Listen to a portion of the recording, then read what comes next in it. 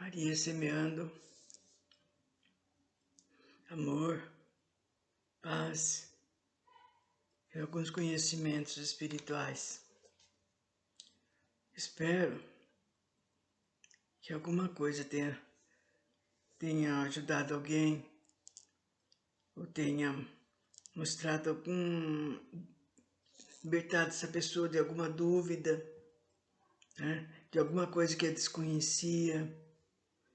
Porque muitos não têm tempo, gente, de estar lendo, de estar vendo um bom filme, um bom livro, né? Indo a um teatro, que é uma boa coisa para a cultura. Não tem. Muitos vivem trabalhando a vida inteira atrás da bendita moeda. E com isso vai passando dias, meses, anos. Quando a pessoa se vê mais envelhecida aí, já começa aquelas que não tem problemas de memória, de saúde. Então, vocês vejam como a gente tem que aproveitar a oportunidade assim que ela apareça. Estamos falando sobre a Jesus de Nazaré e o Cristo planetário. Quando chega a época do fim de tempo, ou de limpeza astralina de um orbe, então emigram os espíritos trevosos e rebeldes que lhe infestam a aura e induzem a frequência vibratória da luz crística provinda do interior. Depois de afastado da sua aura de orbe higienizada, é óbvio que esse também se mostra menos denso na sua contextura astralina e por isso aflora maior quantidade de luz de seu Cristo planetário ao ambiente selecionado. Essa operação da técnica sideral, João anuncia no Apocalipse ao dizer que o poder de Cristo, do seu Cristo, foi restabelecido após a expulsão de Satanás. É por isso que a segunda vinda de Cristo será exclusivamente pela via interna do espírito do homem, e não conforme descreve a mitologia religiosa, pois quanto mais sensibiliza o ser, mais ele poderá absorver a luz espiritual do seu Cristo.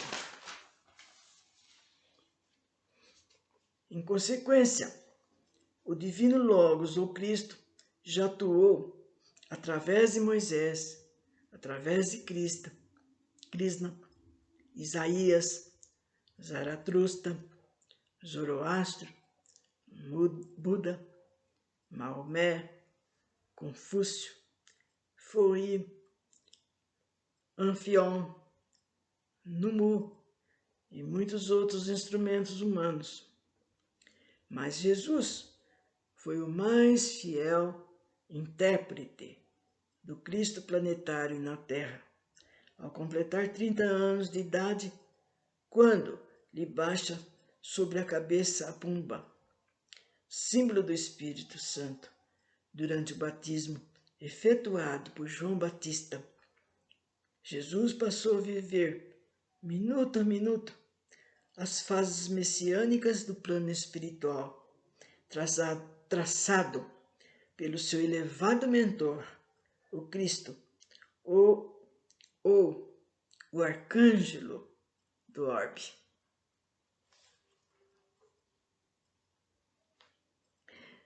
Vejamos agora a entidade sideral de Jesus.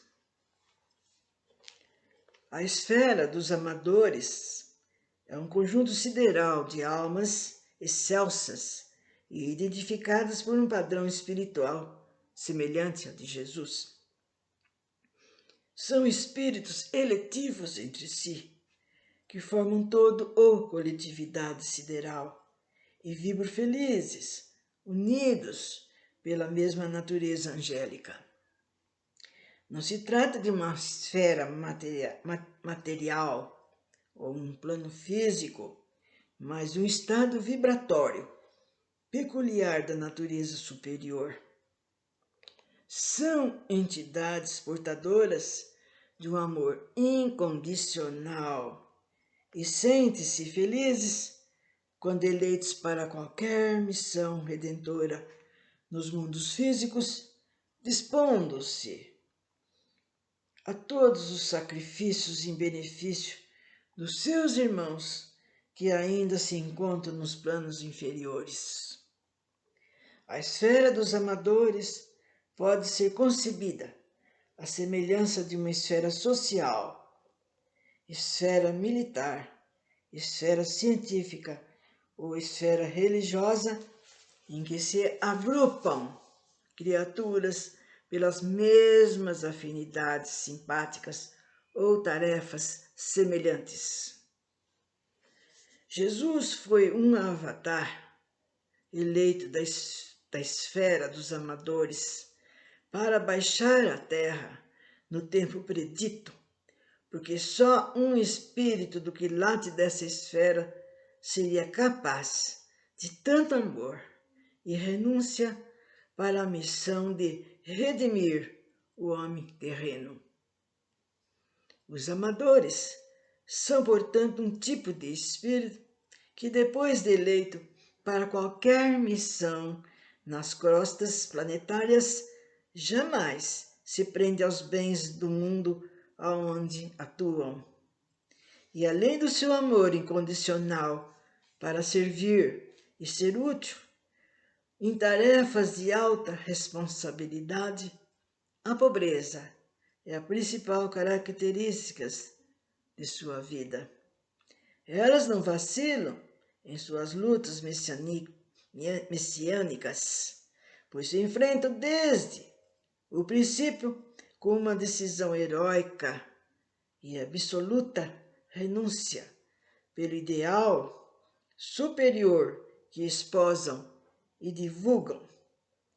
Esse é o tipo dos espíritos peculiares da esfera dos amadores. Então, vocês devem ter entendido que Jesus fazia parte desses espíritos, né? Que já atingiram uma certa altura, né? Espiritual, que a finalidade única deles é essa, servir. E onde eles são chamados, eles vão. E foi o que aconteceu com Jesus. Ele foi chamado então para essa outra missão, porque ele também já tinha vindo aqui outras vezes, que já foi falado, já disse que ele veio antes da Atlântida, né? Antes da Atlântida, ele já tinha vindo naquela outra, na outra civilização também que foi para o fundo do mar, gente. Olha, vocês podem ver que essas civilizações, elas começam usando meios, artifícios, usando a sua inteligência para maltratar, para desrespeitar, para roubar, fazer um monte de coisas erradas contra o seu próximo. Então vai indo, onde eles pensam que eles estão ganhando, que eles estão acertando, que está dando certo. Mas até um belo dia que Deus determina que seja expelido. E foi o que aconteceu, né? Uma das vezes que Jesus veio, ele veio sempre como um espírito missionário, como um profeta. Depois disso ele veio na Atlântida, 2 vezes na Atlântida. 2 vezes. E uma delas vocês podem, se vocês tiverem interesse, porque há quem não gosta de ler, nem olhar no livro, nem gosta de olhar o livro, quanto mais ler. Então, aqueles que gostam de qualquer horinha, qualquer tempo, férias, qualquer hora que está ali descansando, gosta de ler, se vocês tiverem interesse de saber sobre o nosso planeta, sobre os espíritos que aqui vieram, que trabalharam, que ajudaram, sobre as civilizações, porque a gente não pode ficar indiferente ao mundo desse que nós vivemos, gente. Então, o que que nós passamos se nós não ligamos para nada? Não passamos um vegetal, uma pedra. Então, é muito natural. Nossa, que civilização que habitou em tal época. Nossa, o que que aconteceu, né, naquela faixa, né, daquela era. E assim vai se conhecendo, né? Pessoas que vieram, que fizeram grandes coisas, aqueles também que fizeram malefício para a humanidade, o que aconteceu, né? E assim por diante. Porque às vezes a gente, em conversa, a não ser que a pessoa, então, no caso, tenha pelo menos um curso, né, de ginásio, como era antes. O ginásio, antigamente, era o ginásio, depois o colegial, depois outros cursos que a pessoa ia fazendo até fazer a faculdade. Então, nisso daí sempre tem história, tem a geografia, né, matemática, português.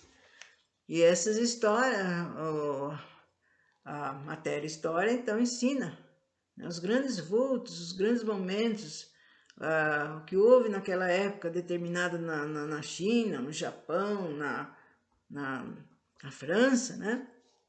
Na Itália. E com isso é bom, que a gente se situa, né? Nessa época, fala, nossa, o que aconteceu, o que que houve? Né? Por que que a Terra está passando por isso, por aquele negócio? E às vezes passa, olha, naquela época houve isso, houve aquilo, né? Houve um dilúvio, né? E, e ele fica entendendo, né? Fica vendo que todo o planeta, todo orbe passa, né? Em determinadas épocas, por uma situação da qual a Terra está passando agora. Porque nada fica parado, gente. Tudo evolui. Tudo evolui. Vai para frente. Agora, quem não quer saber de nada, quer sentar e esperar a banda passar, então ele vai ficando para trás. Aí ele vai vendo que aqueles que ele gostava, os parentes, os amigos, que estiveram mais boa vontade, vão indo para frente.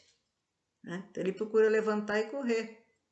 Correr, como se diz, procurar fazer alguma coisa para melhorar. E assim,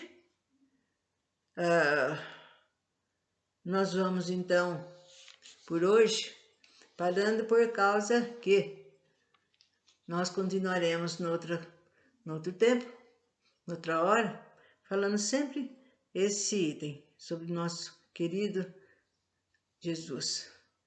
Depois nós vamos saber depois a infância dele e a mocidade. Vocês vão ver que nada de diferente, nada diferente. Porque muitos pensam que ele vivia feito, né, que ele era assim, que era assado. Ele procurou viver igualzinho todo qualquer homem. Ele passou mesmo as necessidades como todo e qualquer homem, né? É isso que a gente tem que entender.